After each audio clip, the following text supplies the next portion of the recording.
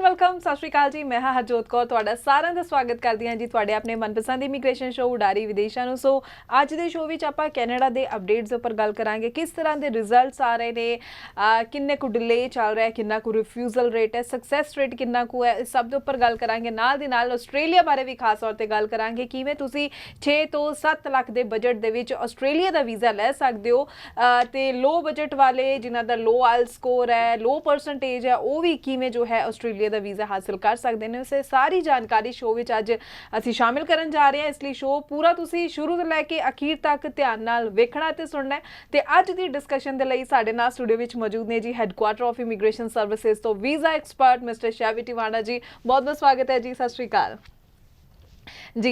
सब तो पहला हुण मैं कैनेडा बारे ही गल करना चाहूँगी। पहला तो मैनू ये जरूर दसो कि पहला जिवें रिफ्यूजल की रफ्तार सीगी वो कुछ घटी है कि नहीं, किन्ना कु वीज़ा सक्सैस रेट चल रहा है, या डिले जिहड़े चल रहे ने घटे ने कि नहीं, या डिले हले थोड़ा लंबा चलन की उम्मीद असीं कर सकते? देखो वीज़ा रिफ्यूजल तो बिल्कुल ही नहीं घटनी है, क्योंकि जदों तक फाइल रीप्रजेंट नहीं होगी उदों तक रिफ्यूजल आनी बंद नहीं होनी जी। देखो वीज़ा ते रिफ्यूजल दोवें इक्को ही मुकाम ते पहुँच गए ने अज। जिन्ने क वीज़े आए ने उन्नी क रिफ्यूजल आ गई ने जी। जिन्नी कंपनियां ने अच्छा काम किया सी बट कईयां ने माड़ा काम किया, सो दोवें बराबर आ चुके ने, वीज़ा भी रिफ्यूजल भी। ओके सो जदों वीज़ा ते रिफ्यूजल दोवें इकट्ठियां होंदियां ने, सो आपां देख सकते हैं कि उन्हां दा रिजल्ट देण दा टाइम दोवें परफेक्ट आ। बट ਜਿਹੜੀਆਂ ਫਾਈਲਾਂ ਕਾਫੀ ਸਮੇਂ ਤੋਂ ਲੱਗੀਆਂ ਹੋਈਆਂ ਸੀਗੀਆਂ ਜਿਨ੍ਹਾਂ ਦੇ ਵੀਜ਼ੇ ਨਹੀਂ ਆ ਰਹੇ ਸੀਗੇ, ਉਹ ਅੱਜ ਫਾਈਲਾਂ ਦੇ ਰਿਜ਼ਲਟ ਆਣੇ ਸ਼ੁਰੂ ਹੋ ਰਹੇ ਨੇ। ਸੋ ਟਾਈਮ ਲੱਗ ਰਿਹਾ, ਜਿੱਥੇ ਇੱਕ ਫਾਈਲ ਨੂੰ 3 ਮਹੀਨੇ ਲੱਗਦੇ ਸੀ ਅੱਜ ਉਹਨੂੰ 6 ਮਹੀਨੇ ਲੱਗ ਰਹੇ ਨੇ। ਬਟ ਆਉਣ ਵਾਲੇ ਕੁਝ ਸਮੇਂ ਦੇ ਵਿੱਚ ਕੈਨੇਡਾ ਵੱਲੋਂ ਇਹ ਸਾਰਾ ਸਿਸਟਮ ਚੇਂਜ ਕੀਤਾ ਜਾਊਗਾ, ਕਿਉਂਕਿ ਹੁਣ ਜਿੱਦਾਂ ਹੌਲੀ ਹੌਲੀ ਫਾਈਲਾਂ ਵੀਜ਼ੇ ਤੱਕ ਪਹੁੰਚਦੀਆਂ ਨੇ, ਕੁਝ ਰਿਫਿਊਜ਼ਲ ਤੱਕ ਪਹੁੰਚਦੀਆਂ ਨੇ, ਉਹਨਾਂ ਦੇ ਰਿਜ਼ਲਟ ਆ ਰਹੇ ਨੇ। ਸੋ ਸਾਲ 6 ਮਹੀਨੇ ਦਾ ਜਿਹੜਾ ਪਹਿਲਾਂ ਸਮਾਂ ਚੱਲ ਰਿਹਾ ਸੀ ਰਿਫਿਊਜ਼ਲ ਨੂੰ ਜਾਂ ਰਿਜ਼ਲਟ ਡਿਲੇ ਨੂੰ, ਉਹ ਸਮਾਂ ਹੁਣ ਖਤਮ ਹੋਣ ਵਾਲਾ। ਸੋ ਆਉਣ ਵਾਲੇ 5-6 ਮਹੀਨਿਆਂ ਦੇ ਵਿੱਚ ਫਾਈਲਾਂ ਕਲੀਅਰ ਹੋ ਸਕਦੀਆਂ ਨੇ ਜਿੰਨੀਆਂ ਵੀ ਲੱਗੀਆਂ ਹੋਈਆਂ ਨੇ। ਬਟ ਰਿਜ਼ਲਟ ਦੋਵੇਂ ਪਾਸੇ ਉਹ ਅੱਛੇ ਨੇ, ਠੀਕ ਹੈ।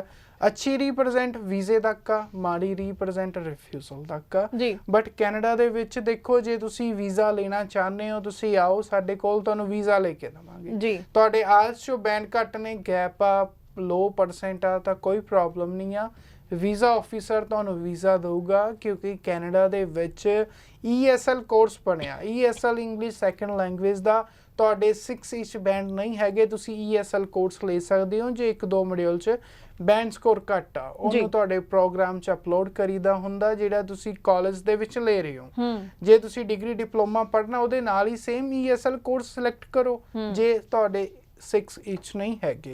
ਜੇ ਤੁਹਾਡਾ ਏਜੰਟ ਤੁਹਾਨੂੰ ਇਹ ਸਲਾਹ ਨਹੀਂ ਦੇ ਰਿਹਾ, ਸੋ ਤੁਸੀਂ ਉਹਨੂੰ ਕਹੋ ਕਿ ਮੈਨੂੰ ESL ਕੋਰਸ ਦਿਓ, ਮੇਰੇ 6 ਇੰਚ ਨਹੀਂ ਹੈਗੇ। ਹਾਂਜੀ।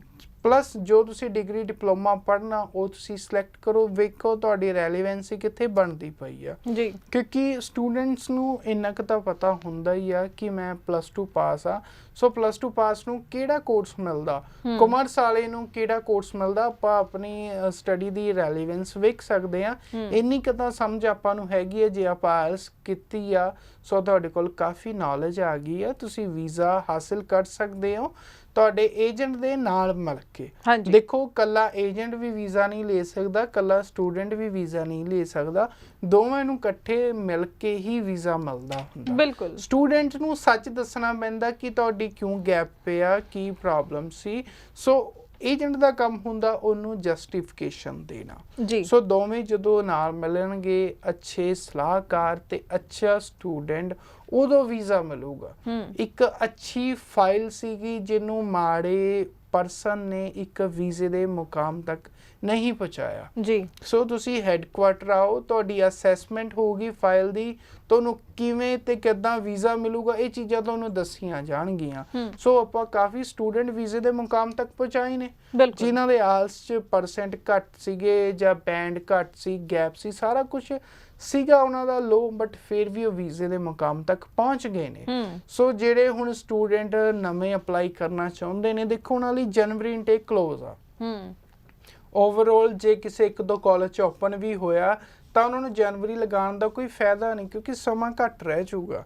ਸੋ ਤੁਸੀਂ ਆਪਣਾ ਨੈਕਸਟ ਇਨਟੇਕ ਮਈ ਅਪਲਾਈ ਕਰ ਸਕਦੇ ਹੋ। ਮਈ ਇਨਟੇਕ ਦਾ ਓਪਨ ਹੋ ਚੁੱਕਿਆ, ਬਟ ਜਿੱਦਾਂ ਕੈਨੇਡਾ 'ਚ ਵੀਜ਼ੇ ਅਪਲਾਈ ਹੋ ਰਹੇ ਨੇ, ਸੋ ਅਕੋਰਡਿੰਗ ਟੂ ਮੀ ਆਉਣ ਵਾਲੇ 15-20 ਦਿਨਾਂ ਦੇ ਵਿੱਚ ਮਈ ਇਨਟੇਕ ਵੀ ਕਲੋਜ਼ ਹੋ ਜਾਊਗਾ।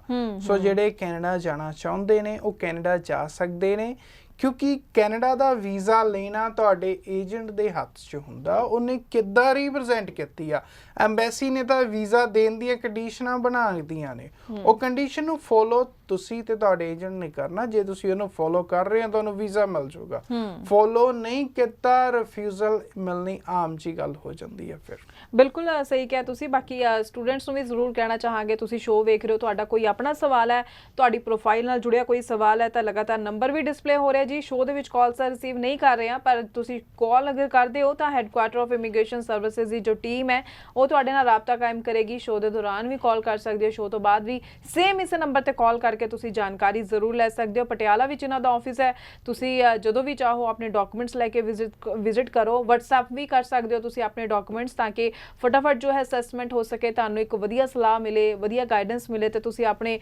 ਫਿਊਚਰ ਨੂੰ ਸਿਕਿਉਰ ਬਣਾਉਣ ਦੇ ਲਈ ਇੱਕ ਸਹੀ ਡਿਸੀਜਨ ਲੈ ਸਕੋ। ਸੋ ਅਗਰ ਆਪਾਂ 2022 ਦੀ ਹੁਣ ਆਪਾਂ ਦੇਖੀਏ ਤਾਂ ਰਿਫਿਊਜ਼ਲ ਰੇਟ ਵੀ ਜ਼ਿਆਦਾ ਰਿਹਾ, ਡਿਲੇਜ਼ ਵੀ ਜ਼ਿਆਦਾ ਰਹੇ, ਪਰ 2023 ਨੂੰ ਅਗਰ ਤੁਸੀਂ ਵੇਖਦੇ ਹੋ ਕਿਸ ਤਰ੍ਹਾਂ ਸਮਝਦੇ ਹੋ 2023 ਵਿੱਚ ਚੀਜ਼ਾਂ ਕਲੀਅਰ ਹੋਣਗੀਆਂ? ਪਿੱਛੇ ਜਿਹੜੀ ਇੰਨੀ ਫਾਈਲਿੰਗ ਪੈਂਡਿੰਗ ਪਈ ਹੈ, ਰਿਜ਼ਲਟਸ ਨਹੀਂ ਆ ਰਹੇ, ਡਿਲੇ ਚੱਲ ਰਹੇ ਨੇ, ਕੀ ਲੱਗਦਾ ਸਮੂਥ ਹੋਏਗਾ ਸਾਰਾ? ਦੇਖੋ ਸਮੂਥ ਤਾਂ ਹੋ ਜਾਊਗਾ, ਕੋਈ ਪ੍ਰੋਬਲਮ ਨਹੀਂ ਹੈ, ਕਿਉਂਕਿ ਜਿੱਦਾਂ ਹੁਣ ਰਿਜ਼ਲਟ ਆ ਰਹੇ ਨੇ ਸੋ ਉਹ ਵੇਖਿਆ ਜਾ ਰਿਹਾ ਕਿ ਪੁਰਾਣੀ ਫਾਈਲਾਂ ਕਲੀਅਰ ਹੋ ਰਹੀਆਂ ਨੇ। ਹਾਂਜੀ, ਬਟ ਜੇ ਗੱਲ ਕਰਦੇ ਆ ਵੀਜ਼ਾ ਲੈਣ ਦੀ, ਬਟ ਵੀਜ਼ਾ ਲੈਣ ਦੇ ਲਈ ਆਪਾਂ ਨੂੰ ਕੰਡੀਸ਼ਨ ਨੂੰ ਫੋਲੋ ਕਰਨਾ ਪਊਗਾ।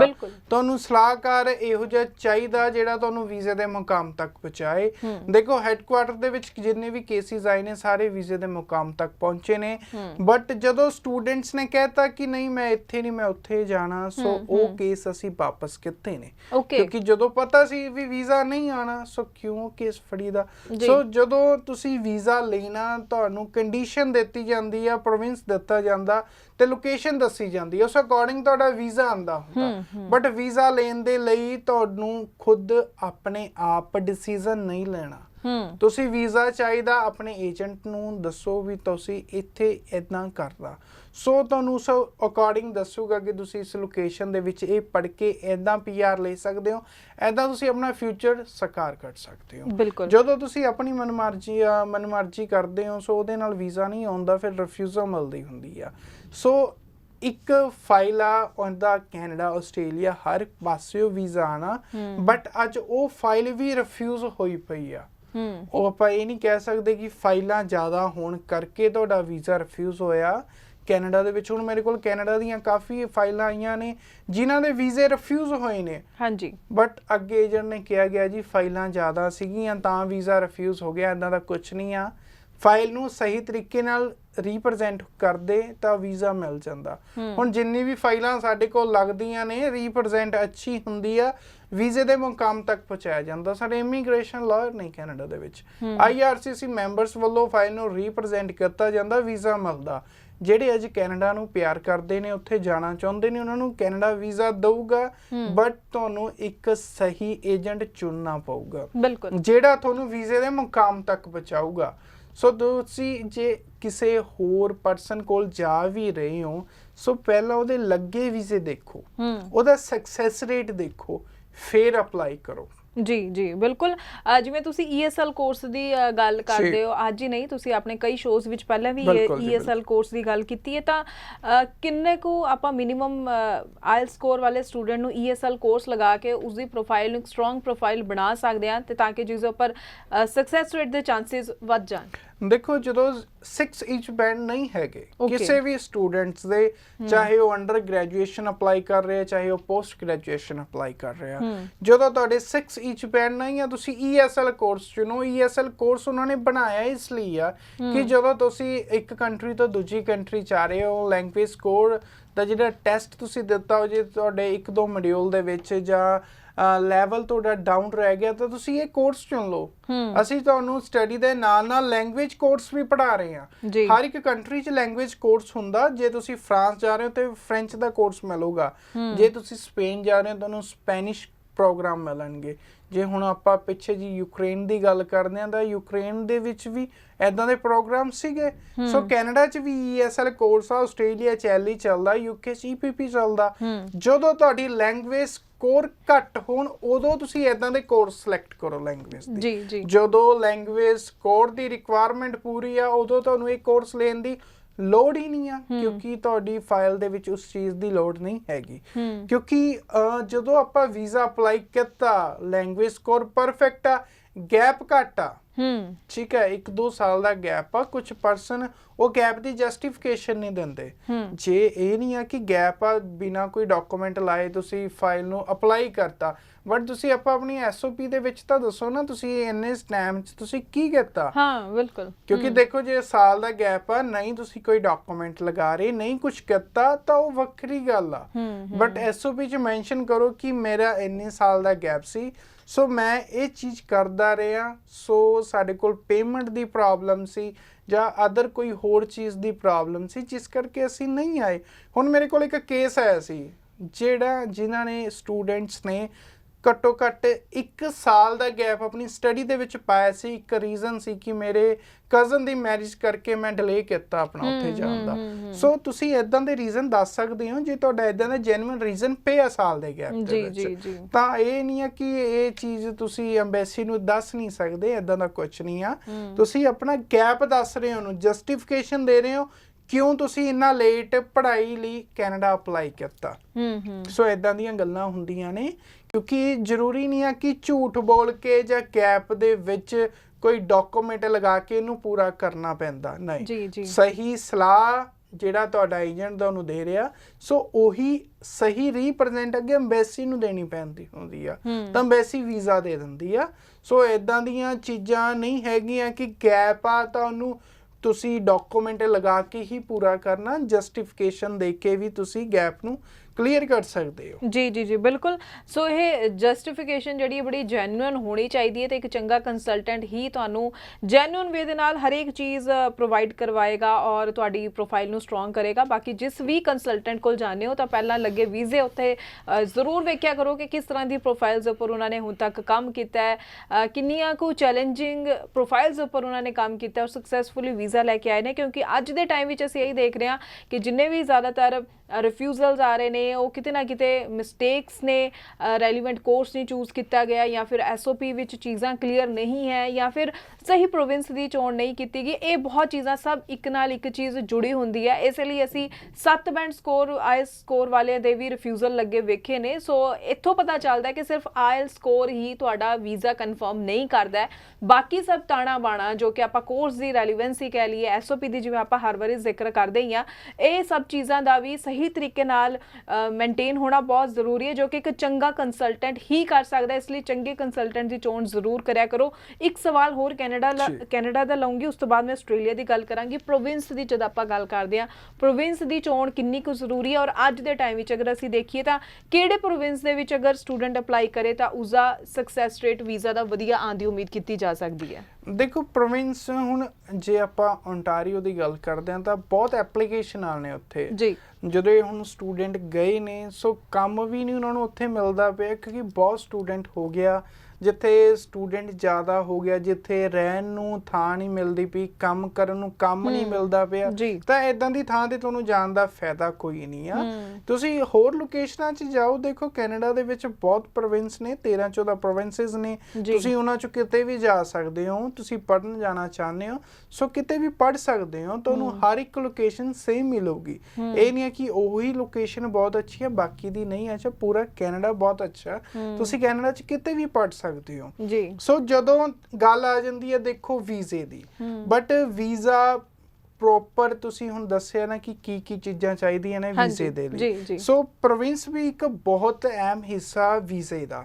ਜਿਹੜੇ ਪ੍ਰੋਵਿੰਸ ਦੇ ਵਿੱਚ ਪੂਰੇ ਸਟੂਡੈਂਟਸ ਦੀਆਂ ਸੀਟਸ ਫੁੱਲ ਹੋ ਚੁੱਕੀਆਂ ਨੇ, ਜਿੰਨੇ ਕਾਲਜ ਸੀਗੇ ਸਾਰੀਆਂ ਐਡਮਿਸ਼ਨਾਂ ਉੱਤੇ ਫੁੱਲ ਹੋ ਗਈਆਂ ਨੇ, ਉੱਥੇ ਅਪਲਾਈ ਕਰਨ ਦਾ ਫਾਇਦਾ ਹੀ ਨਹੀਂ ਆ। ਉਹ ਪ੍ਰੋਵਿੰਸ ਦੇ ਵਿੱਚ ਤੁਹਾਨੂੰ ਕਾਲਜ 'ਚ ਐਡਮਿਸ਼ਨ ਹੀ ਨਹੀਂ ਮਿਲਦੀ, ਤੁਸੀਂ ਧੱਕੇ ਨਾਲ ਕਿਸੇ ਪ੍ਰਾਈਵੇਟ 'ਚ ਐਡਮਿਸ਼ਨ ਲੈ ਲਈ ਆ, ਬਟ ਉੱਥੇ ਵੀਜ਼ਾ ਨਹੀਂ ਆਉਣਾ। ਸੋ ਇਹ ਚੀਜ਼ ਹੁੰਦੀ ਆ, ਤੁਸੀਂ ਉਹ ਲੋਕੇਸ਼ਨ ਦੇਖੋ ਜਿੱਥੇ ਤੁਹਾਡਾ ਵੀਜ਼ਾ ਈਜ਼ੀਲੀ ਮਿਲ ਜੇ। ਉਹ ਚੀਜ਼ ਤੁਸੀਂ ਨਹੀਂ ਦੇਖੋਗੇ, ਤੁਹਾਡਾ ਸਲਾਹਕਾਰ, ਤੁਹਾਡਾ ਏਜੰਟ ਦੇਖੂਗਾ, ਕਿਉਂਕਿ ਤੁਸੀਂ ਤਾਂ ਸਿਰਫ ਵਿਕਾਸ ਕਰਕੇ ਆਪਣੀ ਫਾਈਲ ਦੇ ਰਹੇ ਹੋ। ਕਿਉਂਕਿ ਜਿਹੜਾ ਪਰਸਨ ਦਾ ਕੰਮ ਆ ਵੀਜ਼ਾ ਲਗਵਾਉਣਾ, ਉਹਨੂੰ ਪਤਾ ਹੁੰਦਾ ਕਿ ਕਿੰਨੇ ਕੁ ਐਡਮਿਸ਼ਨਾਂ ਕਿੱਥੇ ਹੋ ਗਈਆਂ ਨੇ, ਕਿੰਨੇ ਕੁ ਐਡਮਿਸ਼ਨ ਕਿੱਥੇ ਖਾਲੀ ਪਈ ਆ, ਉਹੀ ਤੁਹਾਨੂੰ ਸਲਾਹ ਦਿੰਦਾ ਹੁੰਦਾ। ਕਿਉਂਕਿ ਜਿਹੜਾ ਪਰਸਨ ਪੰਜਾਬ ਦੇ ਵਿੱਚ ਰਹਿ ਰਿਹਾ, ਉਹ ਤੁਹਾਨੂੰ ਕੈਨੇਡਾ ਬਾਰੇ ਨਹੀਂ ਕੁਝ ਦੱਸ ਸਕਦਾ, ਕਿਉਂਕਿ ਹੈੱਡਕੁਆਟਰ ਦੀ ਟੀਮ ਤੇ ਹੈੱਡਕੁਆਟਰ ਦਾ ਆਫਿਸ ਕੈਨੇਡਾ ਦੇ ਵਿੱਚ ਹੈਗਾ। ਤੁਸੀਂ ਵਿਨੀਪੈਗ 'ਚ ਸਾਡੇ ਆਫਿਸ ਜਾ ਕੇ ਵਿਜ਼ਿਟ ਕਰ ਸਕਦੇ ਹੋ, ਸਾਡੇ ਇਮੀਗ੍ਰੇਸ਼ਨ ਲਾਇਰ ਨੇ ਉੱਥੇ। ਸੋ ਤੁਸੀਂ ਆਪਣੇ ਵੀਜ਼ੇ ਦੀ ਜਾਣਕਾਰੀ ਪੰਜਾਬ 'ਚ ਤਾਂ ਲੈ ਰਹੇ ਹੋ, ਜੇ ਕੈਨੇਡਾ ਵੀ ਰਹਿੰਦੇ ਹੋ ਤਾਂ ਤੁਸੀਂ ਸਾਡੇ ਆਫਿਸ ਜਾ ਕੇ ਮਿਲ ਸਕਦੇ ਹੋ ਜੀ। ਸੋ ਬਾਕੀ ਦੀਆਂ ਦੇਖੋ ਰੀਪ੍ਰੈਜ਼ੈਂਟਾਂ ਨੇ, ਸਾਰੀਆਂ ਕੈਨੇਡਾ ਤੋਂ ਹੋ ਰਹੀਆਂ ਨੇ। ਕੈਨੇਡਾ ਦੀ ਫਾਈਲ ਆਪਾਂ ਕੈਨੇਡਾ 'ਚ ਕਰਵਾਈ ਦੀ ਆ, ਆਸਟ੍ਰੇਲੀਆ ਦੀ ਫਾਈਲ ਆਸਟ੍ਰੇਲੀਆ ਐਡੀਲੇਡ 'ਚ ਹੋ ਰਹੀ ਆ। ਸੋ ਹਰ ਇੱਕ ਚੀਜ਼ਾਂ ਹੁੰਦੀਆਂ ਨੇ ਜੋ ਰੀਪ੍ਰੈਜ਼ੈਂਟ ਦੇ ਉੱਤੇ ਪਹੁੰਚਦੀਆਂ ਨੇ, ਕਿ ਇੱਕ ਪੰਜਾਬ ਦਾ ਏਜੰਟ ਰੀਪ੍ਰੈਜ਼ੈਂਟ ਕਰ ਰਿਹਾ, ਇੱਕ ਇਮੀਗ੍ਰੇਸ਼ਨ ਲਾਇਰ ਫਾਈਲ ਨੂੰ ਰੀਪ੍ਰੈਜ਼ੈਂਟ ਕਰ ਰਿਹਾ। ਇਹਦੇ 'ਚ ਜ਼ਮੀਨ ਆਸਮਾਨ ਦਾ ਫਰਕ ਹੁੰਦਾ ਜੀ। ਬਿਲਕੁਲ ਇਸ ਲਈ ਇਹਨਾਂ ਚੀਜ਼ਾਂ ਨੂੰ ਤੁਸੀਂ ਸਮਝਿਆ ਕਰੋ। ਅਸੀਂ ਪੂਰੀ ਜਾਣਕਾਰੀ ਤੁਹਾਡੇ ਤੱਕ ਇਸ ਲਈ ਇੱਕ ਪੁਆਇੰਟ ਤੁਹਾਡੇ ਸਾਹਮਣੇ ਰੱਖ ਦਿੰਦੇ ਹਾਂ ਇਸ ਸ਼ੋਅ ਦੇ ਵਿੱਚ, ਤਾਂ ਕਿ ਤੁਸੀਂ ਹਰ ਇੱਕ ਚੀਜ਼ ਨੂੰ ਚੰਗੀ ਤਰ੍ਹਾਂ ਸਮਝਦੇ ਹੋਏ ਜਿਸ ਵੀ ਕੰਸਲਟੈਂਟ ਤੋਂ ਅਗਰ ਫਾਈਲ ਪ੍ਰੋਸੈਸ ਕਰਵਾਈ ਵੀ ਹੋਈ ਹੈ, ਉਹਨਾਂ ਨੂੰ ਵੀ ਤੁਸੀਂ ਸਵਾਲ ਜ਼ਰੂਰ ਕਰ ਸਕੋ। ਗੱਲ ਆਸਟ੍ਰੇਲੀਆ ਦੀ ਵੀ ਕਰ ਲੈਂਦੇ ਹਾਂ ਜੀ। ਹੁਣ ਆਸਟ੍ਰੇਲੀਆ ਨੂੰ ਲੈ ਕੇ ਸਵਾਲ ਇਹੀ ਹੈ ਕਿ ਕਿੰਨਾ ਕੁ ਪ੍ਰੋਸੈਸਿੰਗ ਟਾਈਮ ਫਿਲਹਾਲ ਚੱਲ ਰਿਹਾ, ਔਰ ਕਿਹੜੇ ਇਨਟੇਕ ਲਈ ਸਟੂਡੈਂਟ ਹੁਣ ਅਪਲਾਈ ਕਰ ਸਕਦਾ ਹੈ? ਦੇਖੋ, ਆਸਟ੍ਰੇਲੀਆ ਇੱਕ ਵਿਸਾਖੀ ਵਾਂਗੂ ਆਇਆ। ਜਦੋਂ ਵਿਸਾਖੀ ਦੇ ਆਪਾਂ ਕਣਕ ਵਗੈਰਾ ਵੱਢਦੇ ਹਾਂ ਤਾਂ ਬਹੁਤ ਖੁਸ਼ੀਆਂ ਵਾਲਾ ਦਿਨ ਆਉਂਦਾ ਹੁੰਦਾ। ਸੋ ਏਦਾਂ ਹੀ ਅੱਜ ਆਸਟ੍ਰੇਲੀਆ ਪੰਜਾਬ ਦੇ ਲਈ ਇੱਕ ਖੁਸ਼ੀਆਂ ਭਰਿਆ ਆਇਆ ਜੀ। ਹੁਣ ਜਦੋਂ ਜਿਹੜੇ ਬੱਚਿਆਂ ਨੂੰ ਕੈਨੇਡਾ ਤੋਂ ਰਿਫਿਊਜ਼ਲਾਂ ਮਿਲੀਆਂ, ਕਈ ਬੱਚੇ ਨਿਰਾਸ਼ ਹੋ ਗਏ ਵੀ ਚਲੋ ਹੁਣ ਵੀਜ਼ਾ ਨਹੀਂ ਆਇਆ, ਅਸੀਂ ਕੀ ਕਰੀਏ। ਅੱਜ ਆਸਟ੍ਰੇਲੀਆ ਪੰਜਾਬ ਦੇ ਲਈ ਇੱਕ ਖੁਸ਼ਹਾਲੀ ਲੈ ਕੇ ਆਇਆ। ਅੱਜ ਆਸਟ੍ਰੇਲੀਆ ਵੀਜ਼ੇ ਦੇਣ ਆਇਆ ਆਪਾਂ ਨੂੰ। ਅੱਜ ਆਪਾਂ ਵੀਜ਼ਾ ਲੈ ਸਕਦੇ ਹਾਂ ਆਸਟ੍ਰੇਲੀਆ ਤੋਂ। 40 ਘੰਟੇ ਦਾ ਟਾਈਮ ਦੇਤਾ ਕਿ ਪੜ੍ਹਾਈ ਦੇ ਨਾਲ 40 ਘੰਟੇ ਕੰਮ ਕਰੋ। ਅੱਗੇ ਤੁਹਾਡੇ ਵਰਕ ਪਰਮਿਟ ਐਕਸਟੈਂਡ ਕਰਨ ਦੀਆਂ ਉਹਨਾਂ ਵੱਲੋਂ ਗੱਲਾਂ ਚੱਲਦੀਆਂ ਪਈਆਂ ਨੇ, ਬਟ ਹਜੇ ਕਿਤੇ ਨਹੀਂ ਗਏ। ਜਸਟ ਇੱਕ ਨੋਟੀਫਿਕੇਸ਼ਨ ਜਾਰੀ ਕੀਤੀ ਗਈ ਆ। ਆਸਟ੍ਰੇਲੀਆ ਆਪਣੇ ਲਈ ਬਹੁਤ ਕੁਝ ਲੈ ਕੇ ਆ ਰਿਹਾ। ਅੱਜ ਤੁਸੀਂ ਇਸ ਕੰਟਰੀ ਦੇ ਵਿੱਚ ਜਾ ਕੇ ਆਪਣੇ ਫਿਊਚਰ ਨੂੰ ਸੈਟਲ ਕਰ ਸਕਦੇ ਹੋ। ਜਿਹੜੇ ਸਟੂਡੈਂਟਸ ਆਸਟ੍ਰੇਲੀਆ ਜਾ ਕੇ ਕੈਨੇਡਾ 'ਚ ਮੂਵ ਹੋਣਾ ਚਾਹੁੰਦੇ ਨੇ, ਉਹ ਸਟੂਡੈਂਟਸ ਵੀ ਉੱਥੋਂ ਮੂਵ ਹੋ ਸਕਦੇ ਨੇ। ਬਟ ਅੱਜ ਆਸਟ੍ਰੇਲੀਆ ਤੁਹਾਡੇ ਲਈ ਬਹੁਤ ਵਧੀਆ ਓਪਰਚੁਨਿਟੀ ਲੈ ਕੇ ਆਇਆ। ਆਸਟ੍ਰੇਲੀਆ ਦੇ ਵਿੱਚ ਅਪਲਾਈ ਕਰਨਾ, ਜਿਹੜਾ ਤੁਸੀਂ ਵੀਜ਼ਾ 5.5 ਬੈਂਡ ਤੇ ਵੀਜ਼ਾ ਅਪਲਾਈ ਹੋ ਰਿਹਾ, ਤੁਹਾਡੇ 50% ਨੰਬਰ ਨੇ, ਤੁਹਾਡਾ ਪੜ੍ਹਾਈ ਦੇ ਵਿੱਚ ਗੈਪ ਆ, ਉਹਦੀ ਜਸਟੀਫਿਕੇਸ਼ਨ ਦੇ ਕੇ ਕਾਲਜ ਦੀ 6 ਮਹੀਨਿਆਂ ਦੀ ਫੀਸ ਤੇ ਫੰਡ ਸ਼ੋ ਕਰਾ ਕੇ ਤੁਸੀਂ ਵੀਜ਼ਾ ਹਾਸਿਲ ਕਰ ਰਹੇ ਹੋ। ਅੱਜ 6-7 ਲੱਖ ਰੁਪਏ 'ਚ ਆਸਟ੍ਰੇਲੀਆ ਦਾ ਵੀਜ਼ਾ ਮਿਲਦਾ ਪਿਆ। ਸੋ ਵੀਜ਼ਾ ਮਿਲ ਵੀ ਰਿਹਾ, ਵੀਜ਼ੇ ਲੱਗ ਵੀ ਗਏ ਨੇ, ਬੱਚੇ ਪਹੁੰਚ ਵੀ ਗਏ ਨੇ। ਸੋ ਆਸਟ੍ਰੇਲੀਆ ਦੇ ਕਾਫੀ ਵੀਜ਼ੇ ਅਸੀਂ ਦਿਖਾਏ ਵੀ ਸੀਗੇ, ਕਾਫੀ ਸਟੂਡੈਂਟ ਉੱਥੇ ਜਾ ਵੀ ਚੁੱਕੇ ਨੇ ਜੀ। ਸੋ ਇਹ ਚੀਜ਼ਾਂ ਨੇ ਜਿਹੜੀਆਂ ਆਸਟ੍ਰੇਲੀਆ ਆਪਣੇ ਲਈ ਲੈ ਕੇ ਆਇਆ। ਅੱਜ ਆਸਟ੍ਰੇਲੀਆ ਆਪਾਂ ਕਹਿ ਦਈਏ ਕਿ ਇੱਕ ਸੋਨੇ ਦੇ ਸੁਹਾਗੇ ਵਾਲੀ ਗੱਲ ਆ। ਆਸਟ੍ਰੇਲੀਆ ਤੁਹਾਨੂੰ 1 ਮਹੀਨੇ ਦੇ ਵਿੱਚ ਜਾਂ 1.5 ਮਹੀਨੇ 'ਚ ਵੀਜ਼ਾ ਦੇ ਰਿਹਾ। ਬਿਲਕੁਲ, ਜਿਹੜੇ ਪੰਜਾਬ ਦੇ ਸਟੂਡੈਂਟ ਅੱਜ ਆਸਟ੍ਰੇਲੀਆ ਜਾਣਾ ਚਾਹੁੰਦੇ ਨੇ, ਉਹਨਾਂ ਨੂੰ ਵੀਜ਼ਾ ਮਿਲ ਰਿਹਾ। ਕਿਉਂਕਿ ਆਪਾਂ ਇੱਕ ਕਹਿ ਸਕੀਏ ਵੀ ਆਪਣੀ ਕਿਸਮਤ ਬਹੁਤ ਅੱਛੀ ਆ ਕਿ ਆਪਾਂ ਨੂੰ ਅੱਜ ਵੀਜ਼ੇ ਦੀ ਮੁਕਾਮ ਤੱਕ ਪਹੁੰਚਾਇਆ ਜਾ ਰਿਹਾ। ਹੁਣ ਤੁਸੀਂ ਹਰਿਆਣੇ ਵਾਲੇ ਸਟੂਡੈਂਟਸ ਦੀ ਦੇਖ ਲਓ, ਕਿਸੇ ਦਾ ਇੰਨਾ ਦੋਸ਼ ਨਹੀਂ ਸੀਗਾ ਜਿਨ੍ਹਾਂ ਨੂੰ ਸਜ਼ਾ ਮਿਲੀ। ਬਿਲਕੁਲ। ਸੋ ਤੁਸੀਂ ਅੱਜ ਬਹੁਤ ਖੁਸ਼ਨਸੀਬ ਹੋ ਕਿ ਤੁਹਾਨੂੰ ਅੱਜ ਆਸਟ੍ਰੇਲੀਆ ਵੈਲਕਮ ਕਰਦਾ ਪਿਆ। ਸੋ ਆਸਟ੍ਰੇਲੀਆ ਦੇ ਵਿੱਚ ਅੱਜ ਇੱਕ ਆਮ ਜੀ ਜੌਬ ਵੀ ਤੁਹਾਨੂੰ 3-4 ਲੱਖ ਰੁਪਏ ਇਨਕਮ ਸੋਰਸ ਕਰ ਰਹੀ ਆ। ਇੱਕ ਸਟੂਡੈਂਟ ਆ ਜਿਹੜਾ ਕੈਨੇਡਾ 'ਚ 2 ਲੱਖ ਕਮਾ ਰਿਹਾ, ਬਟ ਉਹੀ ਸਟੂਡੈਂਟ ਆਸਟ੍ਰੇਲੀਆ 'ਚ ਅੱਜ 4 ਲੱਖ ਰੁਪਏ ਪ੍ਰਤੀ ਮਹੀਨਾ ਕਮਾ ਰਿਹਾ। ਤੁਸੀਂ ਇੱਕ ਹਫ਼ਤੇ 'ਚ $2000 ਕਮਾ ਰਹੇ ਹੋ, ਉੱਥੇ 40 ਘੰਟੇ ਮਿਲਦੇ ਪਏ ਨੇ ਕੰਮ ਕਰਨ ਨੂੰ, ਤੇ ਵੀਜ਼ਾ ਵੀ ਮਹੀਨੇ 1.5 ਮਹੀਨੇ 'ਚ ਮਿਲ ਰਿਹਾ, ਤੇ ਖਰਚਾ ਵੀ ਸਾਰਾ 5 ਤੋਂ 6 ਲੱਖ 7 ਲੱਖ ਦਾ ਆ ਰਿਹਾ ਤੁਹਾਡਾ। ਤੁਸੀਂ ਆਪਣੇ ਸਪਾਊਸ ਨੂੰ ਲੈ ਕੇ ਵੀ ਉੱਥੇ ਨਾਲ ਜਾ ਸਕਦੇ ਹੋ। ਜੇ ਤੁਹਾਡੀ ਮੈਰਿਜ ਹੋਈ ਪਈ ਆ, ਤੁਹਾਡਾ ਸਪਾਊਸ ਆ, ਤੁਸੀਂ ਸੇਮ ਡੇ ਅਪਲਾਈ ਕਰ ਸਕਦੇ ਹੋ। ਬਟ ਕਈਆਂ ਦੀ ਮੈਰਿਜ ਵੀ ਹੋ ਚੁੱਕੀ ਆ, 1-2 ਉਹਨਾਂ ਦੇ ਬੇਬੀ ਵੀ, ਉਹ ਵੀ ਸੇਮ ਡੇ ਅਪਲਾਈ ਕਰ ਰਹੇ ਨੇ। ਅੱਜ ਆਸਟ੍ਰੇਲੀਆ ਤੁਹਾਡੇ ਲਈ ਬਹੁਤ ਵਧੀਆ ਓਪਰਚੁਨਿਟੀ ਓਪਰਚੁਨਿਟੀ ਲੈ ਕੇ ਆਇਆ। ਆਸਟ੍ਰੇਲੀਆ ਦਾ ਜਿਹੜਾ ਇਹ ਅੱਜ ਮੌਕਾ, ਅੱਜ ਵੀਜ਼ਾ ਮਿਲਦਾ ਪਿਆ। ਕੈਨੇਡਾ 'ਚ ਪਹਿਲਾਂ ਰਿਫਿਊਜ਼ਲਾਂ ਆ ਰਹੀਆਂ ਸੀ, ਰਿਜ਼ਲਟ ਡਿਲੇ ਹੋ ਰਹੇ ਸੀ, ਅੱਜ ਆਸਟ੍ਰੇਲੀਆ ਵੀਜ਼ਾ ਦੇ ਰਿਹਾ। ਤੁਸੀਂ ਅੱਜ ਇਸ ਮੌਕੇ ਦਾ ਫਾਇਦਾ ਉਠਾ ਸਕਦੇ ਹੋ। ਹੁਣ ਆਸਟ੍ਰੇਲੀਆ ਕ੍ਰਿਕਟ ਮੈਚ ਦੇ ਵਿੱਚ ਹੁਣ ਕਾਫੀ ਟੂਰਿਸਟ ਜਾਂ ਵਿਜ਼ਟਰ ਵੀਜ਼ੇ ਅਪਲਾਈ ਹੋਏ ਸੀ, ਕਾਫੀ ਸਟੂਡੈਂਟ ਨੂੰ ਸਟੂਡੈਂਟ ਵੀਜ਼ੇ ਤਾਂ ਮਿਲੇ ਆ, ਬਟ ਇਦਾਂ ਦੇ ਟੂਰਿਸਟ ਜਾਂ ਵਿਜ਼ਟਰ ਵੀਜ਼ੇ ਵੀ ਕਾਫੀ ਰਿਸੀਵ ਹੋਏ ਨੇ ਆਸਟ੍ਰੇਲੀਆ ਤੋਂ। ਸੋ ਆਸਟ੍ਰੇਲੀਆ ਇੱਕ ਕਾਫੀ ਵੱਡੇ ਲੈਵਲ ਤੇ ਆਪਾਂ ਕਹਿ ਸਕਦੇ ਹਾਂ ਕਿ ਸਟੂਡੈਂਟਸ ਨੂੰ ਵੈਲਕਮ ਕਰਨ ਜਾ ਰਿਹਾ। ਘੱਟੋ ਘੱਟ ਇੰਡੀਆ ਦੇ ਵਿੱਚ ਪੂਰੇ ਪੰਜਾਬ ਦੇ, ਜੇ ਮੈਂ ਪੰਜਾਬ ਦੀ ਗੱਲ ਕਰਾਂ ਤਾਂ ਪੰਜਾਬ ਦੇ ਵਿੱਚੋਂ 2.5-3 ਲੱਖ ਸਟੂਡੈਂਟ ਪਹੁੰਚ ਚੁੱਕੇ ਆ, ਜਿਨ੍ਹਾਂ ਚੋਂ 1.5 ਲੱਖ ਸਟੂਡੈਂਟਸ ਨੂੰ ਅਸੀਂ ਪਿਛਲੇ ਮੰਥ ਆਸਟ੍ਰੇਲੀਆ ਫਲਾਈ ਕਰਾ ਚੁੱਕੇ ਆ। ਸੋ ਅੱਜ ਆਸਟ੍ਰੇਲੀਆ ਬਹੁਤ ਵੀਜ਼ਾ ਦੇ ਰਿਹਾ। ਮੇਰੇ ਅਕੋਰਡਿੰਗ 80-90 ਲੱਖ ਵੀਜ਼ਾ ਤੁਹਾਨੂੰ ਅਗਲੇ ਫਰਵਰੀ ਤੱਕ ਰਿਸੀਵ ਹੋ ਸਕਦਾ, ਜੇ ਪੂਰੀਆਂ ਐਪਲੀਕੇਸ਼ਨਾਂ ਸਹੀ ਤਰੀਕੇ ਨਾਲ ਲਗਾਈਆਂ ਜਾਣ। ਕਿਉਂਕਿ ਕਾਲਜਿਸ ਜਾਂ ਯੂਨੀਵਰਸਿਟੀ ਦੀ ਗੱਲ ਕਰੀਏ ਤਾਂ ਆਸਟ੍ਰੇਲੀਆ ਦੇ ਵਿੱਚ ਬਹੁਤ ਜ਼ਿਆਦਾ ਕਾਲਜਿਸ ਤੇ ਬਹੁਤ ਜ਼ਿਆਦਾ ਯੂਨੀਵਰਸਿਟੀਜ਼ ਨੇ ਕੈਨੇਡਾ ਨਾਲੋਂ। ਜਿੱਥੇ ਕਾਲਜ ਯੂਨੀਵਰਸਿਟੀਆਂ ਜ਼ਿਆਦਾ ਨੇ ਉੱਥੇ ਸਟੂਡੈਂਟਸ ਦੀ ਵੀ ਡਿਮਾਂਡ ਜ਼ਿਆਦਾ ਹੋਊਗੀ। ਹੁਣ ਕੈਨੇਡਾ 'ਚ ਤਕਰੀਬਨ 5-6 ਲੱਖ ਸਟੂਡੈਂਟਸ ਗਏ ਨੇ। ਜੇ ਆਪਾਂ ਇਸ ਸਾਲ ਦੀ ਗੱਲ ਕਰਦੇ ਹਾਂ ਤਾਂ ਪਹਿਲਾਂ ਨਾਲੋਂ ਜੇ ਆਪਾਂ ਗੱਲ ਕਰਦੇ ਹਾਂ ਤਾਂ ਕੈਨੇਡਾ ਦੇ ਇੱਕ ਇਨਟੇਕ 'ਚ 10 ਤੋਂ 11 ਲੱਖ ਸਟੂਡੈਂਟ ਜਾਂਦੇ ਸੀ। ਇਸ ਸਾਲ ਸਿਰਫ 5-6 ਲੱਖ ਸਟੂਡੈਂਟਸ ਗਿਆ ਕੈਨੇਡਾ ਦੇ ਵਿੱਚ। ਤਾਂ ਕਿੰਨਾ ਤੁਸੀਂ ਦੇਖ ਲਓ ਸਕਸੈਸ ਰੇਟ ਘਟ ਗਿਆ। ਉਹ ਇਹ ਨਹੀਂ ਹੈ ਕਿ ਉੱਥੋਂ ਫਾਈਲਾਂ ਜ਼ਿਆਦਾ ਹੋਣ ਕਰਕੇ ਵੀਜ਼ੇ ਰੁਕੇ ਪਏ ਨੇ, ਸਹੀ ਤਰੀਕੇ ਨਾਲ ਫਾਈਲਾਂ ਨਹੀਂ ਲੱਗਦੀਆਂ ਪਈਆਂ ਤਾਂ ਵੀਜ਼ਾ ਰੁਕਿਆ ਪਿਆ। ਅੱਜ ਆਸਟ੍ਰੇਲੀਆ ਨੇ ਹਰਿਆਣੇ ਨੂੰ ਬੈਨ ਕੀਤਾ, ਰਿਫਿਊਜ਼ ਕੀਤਾ, ਬਟ ਪੰਜਾਬ ਦਾ ਤਾਂ ਉਹ ਵੈਲਕਮ ਕਰਦਾ ਪਿਆ। ਹੁਣ ਥੋੜੇ ਸਮੇਂ ਤੱਕ ਦੇਖਣਾ, ਜਿਹੜੇ ਹਰਿਆਣੇ ਬੋਰਡ ਨੂੰ ਜਾਂ ਹਰਿਆਣੇ ਦੇ ਸਟੂਡੈਂਟਸ ਲਈ ਥੋੜੀ ਜਿਹੀ ਪ੍ਰੋਬਲਮ ਕ੍ਰੀਏਟ ਹੋਈ ਸੀ, ਆਸਟ੍ਰੇਲੀਆ ਵੱਲੋਂ ਨੋਟੀਫਿਕੇਸ਼ਨ ਜਾਰੀ ਕੀਤਾ ਗਿਆ ਕਿ ਉਹਨਾਂ ਨੂੰ ਵੀ ਹੁਣ ਵੈਲਕਮ ਕੀਤਾ ਜਾਊਗਾ। ਕਿਉਂਕਿ ਕਈ ਸਟੂਡੈਂਟਸ ਦੀ ਬਿਨਾਂ ਕਿਸੇ ਸਟੂਡੈਂਟਸ ਤੋਂ ਪੁੱਛੇ ਜਾਲੀ ਡਾਕੂਮੈਂਟ ਉਹਦੇ ਏਜੰਟ ਨੇ ਲਾਏ ਸੀ। ਹੁਣ ਮੇਰੇ ਕੋਲ ਕੁਝ ਕੇਸਿਸ ਇੱਦਾਂ ਦੇ ਆਏ ਨੇ, ਬਟ ਸਾਡੀ ਇਮੀਗ੍ਰੇਸ਼ਨ ਲਾਇਰਸ ਦੀ ਟੀਮ ਆ ਆਸਟ੍ਰੇਲੀਆ ਦੇ ਵਿੱਚ, ਉਹ ਇੱਦਾਂ ਦੇ ਕੇਸਿਸ ਤੇ ਹੁਣ ਕੰਮ ਕਰਦੀ ਪਈ ਆ। ਸੋ ਕੁਝ ਸਮੇਂ ਤੱਕ ਅਸੀਂ ਤੁਹਾਨੂੰ ਉਹਨਾਂ ਦਾ ਰਿਜ਼ਲਟ ਲੈ ਕੇ ਦੇਵਾਂਗੇ ਕਿ ਜਿਹੜੇ ਹਰਿਆਣੇ ਸਟੂਡੈਂਟਸ ਤੇ ਬੈਨ ਹੋ ਚੁੱਕੇ ਸੀਗੇ ਜਾਂ ਰਿਫਿਊਜ਼ ਹੋ ਚੁੱਕੇ ਸੀ ਸਟੂਡੈਂਟਸ, ਉਹਨਾਂ ਨੂੰ ਅਸੀਂ ਆਸਟ੍ਰੇਲੀਆ 'ਚ ਐਂਟਰੀ ਕਿੱਦਾਂ ਦਿਲਾਵਾਂਗੇ, ਉਸ ਚੀਜ਼ ਦੇ ਉੱਤੇ ਅਸੀਂ ਸਰਚ ਕਰਦੇ ਪਏ ਆ। ਆਉਣ ਵਾਲੇ ਤੁਹਾਡੇ ਕੁਝ ਸ਼ੋਜ਼ ਦੇ ਵਿੱਚ ਆਪਾਂ ਇਸ ਚੀਜ਼ ਦੇ ਨਾਲ ਸ਼ੇਅਰ ਕਰਾਂਗੇ। ਜੀ ਬਿਲਕੁਲ, ਯਾਨੀ ਜਿਸ ਤਰੀਕੇ ਨਾਲ ਆਪਾਂ ਇਹ ਕਹਿ ਸਕਦੇ ਹਾਂ ਕਿ ਫਾਸਟ ਪ੍ਰੋਸੈਸ ਜ਼ਰੂਰ ਹੈ ਆਸਟ੍ਰੇਲੀਆ ਦਾ, ਤਾਂ 2023 ਦੇ ਵਿੱਚ ਜਿੱਥੇ ਕੈਨੇਡਾ ਵਿੱਚ ਹਲੇ ਤੱਕ ਤਾਂ ਡਿਲੇ ਔਰ ਰਿਫਿਊਜ਼ਲਸ ਦਿਖ ਰਹੇ, ਯਾਨੀ 2023 ਵਿੱਚ ਆਸਟ੍ਰੇਲੀਆ ਵੱਲ ਰੁਝਾਨ ਆਟੋਮੈਟਿਕਲੀ ਸਟੂਡੈਂਟਸ ਦਾ ਵਧਣ ਵਾਲਾ ਹੀ ਹੈ।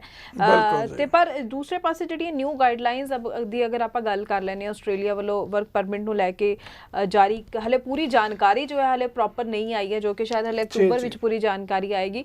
ਸੋ ਉਹ ਗਾਈਡਲਾਈਨਸ ਦਾ ਵੀ ਲੈ ਕੇ ਆਣਾ ਕਿਵੇਂ ਸਮਝੀਏ, ਇਹਨਾਂ ਚੀਜ਼ਾਂ ਨੂੰ ਕਿਵੇਂ ਮੇਲ ਕਰੀਏ ਦੋਵੇਂ ਪ੍ਰਸਥਿਤੀਆਂ ਦਾ? ਦੇਖੋ ਆਪਾਂ ਹੁਣ ਇਹ ਚੀਜ਼ਾਂ ਦੇਖਦੇ ਹਾਂ। ਹੁਣ ਕੈਨੇਡਾ ਬੰਦ ਹੋਣਾ ਸੀ, ਕੋਈ ਨੋਟੀਫਿਕੇਸ਼ਨ ਤਾਂ ਆਇਆ ਨਹੀਂ ਸੀ, ਬਟ ਵੀਜ਼ਾ ਲੇਟ ਹੋ ਰਿਹਾ ਸੀ, ਫਾਈਲਾਂ ਦੇ ਰਿਜ਼ਲਟ ਨਹੀਂ ਆ ਰਹੇ ਸੀ, ਨੈਗੇਟਿਵ ਰਿਜ਼ਲਟ ਆ ਰਹੇ ਸੀ। ਕਈ ਕੰਪਨੀਆਂ ਨੇ ਦਾਅਵੇ ਕਰਤੇ ਸੀ ਕੈਨੇਡਾ ਬੰਦ ਹੋ ਰਿਹਾ, ਕਿਉਂਕਿ ਜਦੋਂ ਕੈਨੇਡਾ ਦੇ ਨੈਗੇਟਿਵ ਪੁਆਇੰਟਸ ਜੇ ਦੇਖੇ ਉਹਨਾਂ ਨੂੰ ਲੱਗੇ ਕਿ ਕੈਨੇਡਾ ਬੰਦ ਹੋ ਰਿਹਾ, ਉਹਨਾਂ ਨੇ ਆਪਣੀ ਅਕੋਰਡਿੰਗ ਅਨਾਉਂਸ ਕਰਤਾ ਸੀ। ਹੁਣ ਆਪਾਂ ਆਸਟ੍ਰੇਲੀਆ ਦੀ ਗੱਲ ਕਰ ਰਹੇ ਹਾਂ। ਆਸਟ੍ਰੇਲੀਆ 'ਚ ਵਰਕ ਪਰਮਿਟ ਐਕਸਟੈਂਡ ਕੀਤੇ ਗਏ, 40 ਘੰਟਿਆਂ ਦਾ ਟਾਈਮ ਮਿਲ ਗਿਆ ਵਰਕ ਦਾ ਸਟੂਡੈਂਟਸ ਨੂੰ ਪਾਰਟ ਟਾਈਮ। ਤੇ ਹੁਣ ਆਪਾਂ ਇਹ ਚੀਜ਼ ਨੂੰ ਦੇਖਦੇ ਹਾਂ ਕਿ ਆਸਟ੍ਰੇਲੀਆ ਬਹੁਤ ਵੱਡੇ ਲੈਵਲ ਤੇ ਸਟੂਡੈਂਟਸ ਦਾ ਵੈਲਕਮ ਕਰਨ ਜਾ ਰਿਹਾ। ਸੋ ਕੈਨੇਡਾ ਦੀ ਗੱਲ ਹੋਈ ਸੀ ਵੀ ਬੰਦ ਹੋਊਗਾ ਮਾੜੇ ਰਿਜ਼ਲਟ ਕਰਕੇ, ਹੁਣ ਚੰਗੀ ਚੀਜ਼ਾਂ ਦਿਖਦੀਆਂ ਪਈਆਂ ਆਸਟ੍ਰੇਲੀਆ 'ਚ। ਸੋ ਆਪਾਂ ਗੈਸ ਕਰ ਸਕਦੇ ਹਾਂ ਕਿ ਕਾਫੀ ਵੱਡੇ ਲੈਵਲ ਦੇ ਉੱਤੇ ਆਸਟ੍ਰੇਲੀਆ ਵੈਲਕਮ ਕਰਦਾ ਪਿਆ। ਸੋ ਆਸਟ੍ਰੇਲੀਆ ਜਾਣਾ ਚਾਹੁੰਦੇ ਹੋ ਤੁਸੀਂ, ਜਾ ਸਕਦੇ ਹੋ। ਅੱਜ ਤੁਹਾਡੇ ਕੋਲ ਮੌਕਾ। ਜਿਹੜੇ ਸਟੂਡੈਂਟਸ ਘਬਰਾਏ ਹੋਏ ਨੇ, ਡਰੇ ਹੋਏ ਨੇ ਕਿ ਮੈਂ ਕੈਨੇਡਾ ਹੀ ਜਾਣਾ, ਸੋ ਤੁਸੀਂ ਕੈਨੇਡਾ ਜਾ ਸਕਦੇ ਹੋ, ਬਟ ਕੈਨੇਡਾ 'ਚ ਹਜੇ ਥੋੜਾ ਸਮਾਂ ਲੱਗਣਾ ਰਿਜ਼ਲਟ ਚੰਗੇ ਆਉਣ ਦੇ ਵਿੱਚ। ਸੋ ਇੰਨਾ ਤੁਸੀਂ ਇੱਕ ਸਮੈਸਟਰ ਆਪਣਾ ਆਸਟ੍ਰੇਲੀਆ ਪੜ੍ਹ ਕੇ ਅੱਗੇ ਕੈਨੇਡਾ ਮੂਵ ਹੋ ਸਕਦੇ ਹੋ, ਜੇ ਤੁਸੀਂ ਇੱਕ ਸਲਾਹ ਦੇ ਉੱਤੇ ਚੱਲੋ। ਬਾਕੀ ਦੇਖੋ ਤੁਹਾਡੀ ਆਪਣੀ ਜ਼ਿੰਦਗੀ ਹੈ, ਤੁਸੀਂ ਆਪ ਡਿਸੀਜਨ ਲੈਣਾ। ਅਸੀਂ ਇੱਕ ਸਲਾਹਕਾਰ ਹਾਂ, ਤੁਹਾਨੂੰ ਸਲਾਹ ਦੇ ਸਕਦੇ ਹਾਂ ਹਰ ਇੱਕ ਚੀਜ਼ ਦੀ। ਬਿਲਕੁਲ ਸਹੀ ਕਿਹਾ ਤੁਸੀਂ। ਤੇ ਸਾਡੇ ਸ਼ੋਅ ਦਾ ਵੀ ਇਹ ਮਕਸਦ ਹੁੰਦਾ ਤੁਹਾਨੂੰ ਇੱਕ ਵਧੀਆ ਸਲਾਹ ਤੁਹਾਡੇ ਤੱਕ ਹਮੇਸ਼ਾ ਪਹੁੰਚਾਈਏ, ਸਹੀ ਜਾਣਕਾਰੀ ਤੁਹਾਡੇ ਤੱਕ ਹਮੇਸ਼ਾ ਪਹੁੰਚਾਉਂਦੇ ਰਹੀਏ, ਤਾਂ ਕਿ ਤੁਸੀਂ ਕਦੇ ਵੀ ਕਿਤੇ ਵੀ ਮਿਸਗਾਈਡ ਨਾ ਹੋਵੋ। ਚਾਹੇ ਤੁਹਾਡੀ ਫਾਈਲ ਪ੍ਰੋਸੈਸ ਵਿੱਚ ਲੱਗੀ ਹੋਈ ਹੈ ਕਿਸੇ ਵੀ ਕੰਸਲਟੈਂਟ ਕੋਲ, ਤੁਸੀਂ ਸਵਾਲ ਜੋ ਹੈ ਟਾਈਮਲੀ ਜ਼ਰੂਰ ਕਰਦੇ ਰਿਹਾ ਕਰੋ, ਤਾਂ ਕਿ ਬਾਅਦ ਵਿੱਚ ਇਹ ਚੀਜ਼ ਨਾ ਹੋਵੇ ਕਿ ਤੁਹਾਨੂੰ, ਕਿਉਂਕਿ ਅਸੀਂ ਮੋਸਟਲੀ ਕਈ ਵਾਰੀ ਕੇਸਿਸ 'ਚ ਦੇਖਦੇ ਹਾਂ ਸਟੂਡੈਂਟਸ ਨੂੰ ਪਤਾ ਹੀ ਨਹੀਂ ਹੁੰਦਾ ਕਿ ਉਹਨਾਂ ਦੀ ਪ੍ਰੋਫਾਈਲ ਪ੍ਰੋਫਾਈਲ ਤੇ ਕੀ ਕੰਮ ਕੀਤਾ ਗਿਆ, ਅਗਰ ਰਿਫਿਊਜ਼ਲ ਵੀ ਆਈ ਹੈ ਕਿਹੜੇ ਰੀਜ਼ਨ ਕਰਕੇ ਰਿਫਿਊਜ਼ਲ ਲੱਗ ਕੇ ਆਈ ਹੈ। ਸੋ ਇਹ ਚੀਜ਼ਾਂ ਦਾ ਪਤਾ ਹੋਣਾ ਬਹੁਤ ਜ਼ਰੂਰੀ ਹੈ। ਤੇ ਜਿਵੇਂ ਕਿ ਮੈਂ ਪਹਿਲਾਂ ਵੀ ਜ਼ਿਕਰ ਕਰਦੀ ਹਾਂ ਕਿ ਤੁਸੀਂ ਕਦੇ ਵੀ ਸ਼ੋਅ ਦੇ ਵਿੱਚ ਪੈਕੇਜ ਸਿਸਟਮ ਨੂੰ ਪ੍ਰਮੋਟ ਨਹੀਂ ਕਰਦੇ ਹੋ। ਤੁਸੀਂ ਸਟੂਡੈਂਟ ਨੂੰ ਕਹਿੰਦੇ ਹੋ ਕਿ ਉਹਨਾਂ ਨੂੰ ਉਵੇਂ ਹੀ ਪ੍ਰੋਸੈਸ ਕਰਨਾ ਚਾਹੀਦਾ ਹੈ ਜੋ ਸਟੈਪ ਬਾਈ ਸਟੈਪ ਹੁੰਦਾ ਹੈ। ਤੇ ਫਿਰ ਅੱਜ ਕੱਲ੍ਹ ਬਹੁਤ ਸਾਰੀ ਕੰਪਨੀਜ਼ ਪੈਕੇਜ ਸਿਸਟਮ ਕਰ ਰਹੀਆਂ ਨੇ, ਤੇ ਕੀ ਇਹੀ ਰੀਜ਼ਨ ਆਪਾਂ ਮੰਨ ਸਕਦੇ ਹਾਂ ਕਿ ਰਿਫਿਊਜ਼ਲ ਰੇਟ ਵੀ ਲਗਾਤਾਰ ਹੁਣ ਵੱਧਦਾ ਹੀ ਜਾ ਰਿਹਾ? ਅਗਰ ਇਹੀ ਰੀਜ਼ਨ ਹੈ ਤਾਂ ਆਖਿਰ ਕਿਉਂ ਕੰਪਨੀਆਂ ਇਹ ਪੈਕੇਜ ਸਿਸਟਮ ਕਰਦੀਆਂ ਨੇ, ਕਿਉਂ ਸਟੂਡੈਂਟਸ ਦੇ ਫਿਊਚਰ ਦੇ ਨਾਲ ਖੇਡਿਆ ਜਾਂਦਾ ਹੈ? ਦੇਖੋ, ਪੈਕੇਜ ਸਿਸਟਮ ਜੇ ਆਪਾਂ ਦੇਖੀਏ ਤਾਂ ਨਵੀਂ ਕੰਪਨੀਆਂ ਵੱਲੋਂ ਜ਼ਿਆਦਾ ਪੈਕੇਜ ਪ੍ਰਮੋਟ ਕੀਤੇ ਜਾਂਦੇ ਨੇ, ਕਿਉਂਕਿ ਜਦੋਂ ਪੈਕੇਜ ਦੇ ਵਿੱਚ ਵੀਜ਼ਾ ਨਹੀਂ ਆਉਂਦਾ, ਕੱਲ ਨੂੰ ਸਟੂਡੈਂਟਸ ਨੂੰ ਕੰਪਨੀ ਕਹਿ ਦਿੰਦੀ ਅਸੀਂ ਕਿਹੜਾ ਕੋਈ ਪੈਸਾ ਲਿੱਤਾ ਜੀ।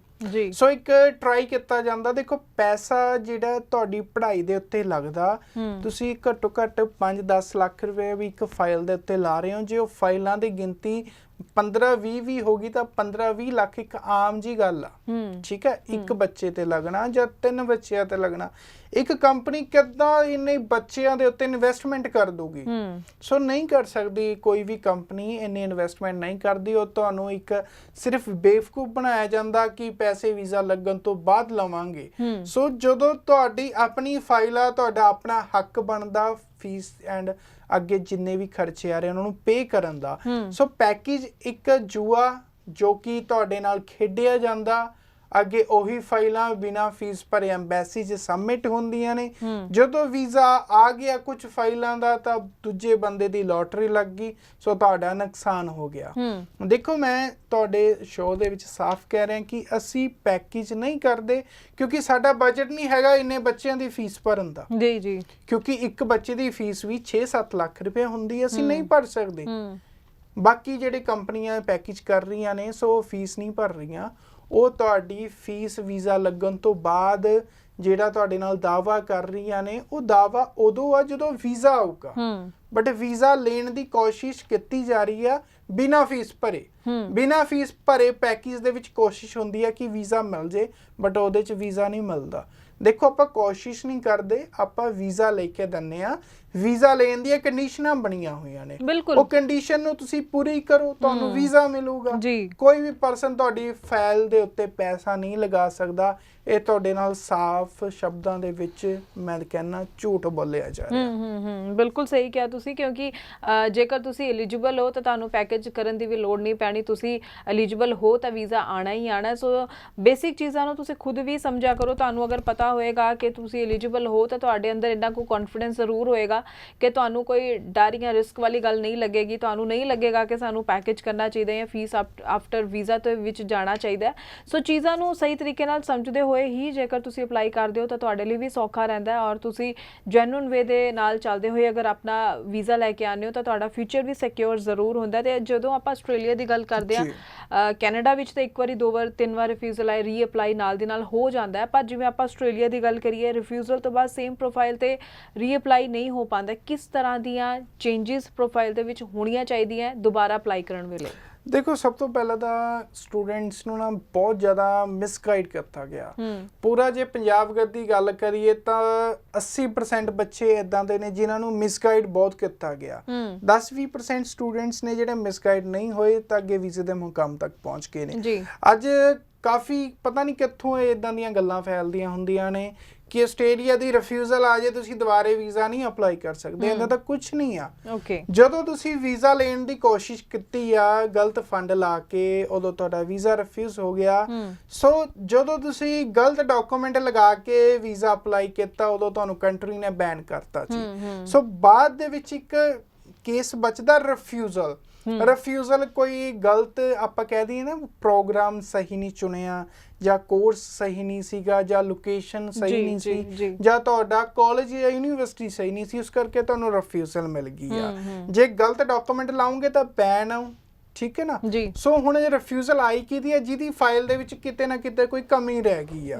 ਸੋ ਉਹ ਕਮੀ ਨੂੰ ਰੀਪ੍ਰੈਜ਼ੈਂਟ ਕਰਨਾ ਪੈਂਦਾ, ਫਿਰ ਅੱਗੇ ਵੀਜ਼ਾ ਮਿਲਦਾ ਹੁੰਦਾ। ਹੁਣ ਜਿਹੜੇ ਬੱਚਿਆਂ ਦਾ ਵੀਜ਼ਾ ਯੂਨੀਵਰਸਿਟੀ ਚੋਂ ਆ ਰਿਹਾ ਉਹਨਾਂ ਨੂੰ ਧੱਕੇ ਨਾਲ ਕਾਲਜ ਚ ਪਾਤਾ ਜੀ। ਹੁਣ ਜਿਹਦਾ ਕਾਲਜ ਚੋਂ ਵੀਜ਼ਾ ਆਉਣਾ ਸੀ ਉਹਨੂੰ ਧੱਕੇ ਨਾਲ ਯੂਨੀਵਰਸਿਟੀ ਪਾਤਾ ਜੀ। ਇਹਦੇ ਨਾਲ ਹੋ ਗਿਆ ਵੀਜ਼ਾ ਰਿਫਿਊਜ਼, ਕਿਉਂਕਿ ਉਹਨਾਂ ਦੀ ਐਲੀਜੀਬਿਲਟੀ ਨਹੀਂ ਬਣੀ। ਐਲੀਜੀਬਿਲਟੀ ਬਣਦੀ ਹੁੰਦੀ ਆ ਤੁਹਾਡੀ ਅਸੈਸਮੈਂਟ ਦੇ ਉੱਤੇ। ਜੀ ਅਸੈਸਮੈਂਟ ਕਰਾਓ ਤੇ ਵੀਜ਼ੇ ਦੇ ਮੁਕਾਮ ਤੱਕ ਪਹੁੰਚੋ। ਜੀ ਸੋ ਬਹੁਤ ਬਹੁਤ ਧੰਨਵਾਦ ਤੁਹਾਡਾ ਕਿ ਤੁਸੀਂ ਇਹ ਸਾਰੀ ਜਾਣਕਾਰੀ ਦਰਸ਼ਕਾਂ ਨਾਲ ਸਾਂਝੀ ਕੀਤੀ ਹੈ ਤੇ ਉਮੀਦ ਕਰਦੇ ਹਾਂ ਸ਼ੋਅ ਵਿੱਚ ਜਿਹੜੀਆਂ ਗੱਲਾਂ ਜਿਹੜੀ ਜਾਣਕਾਰੀ ਤੁਹਾਡੇ ਤੱਕ ਪਹੁੰਚਾਉਂਦੇ ਉਸ ਦਾ ਵੱਧ ਤੋਂ ਵੱਧ ਫਾਇਦਾ ਤੁਸੀਂ ਜ਼ਰੂਰ ਚੱਕਦੇ ਹੋ ਤੇ ਇਸ ਦੇ ਨਾਲ ਹੀ ਹੁਣ ਮੈਨੂੰ ਯਾਨੀ ਕਿ ਹਰਜੋਤ ਕੌਰ ਨੂੰ ਵੀ ਦਿਓ ਜੀ ਇਜਾਜ਼ਤ। ਧੰਨਵਾਦ।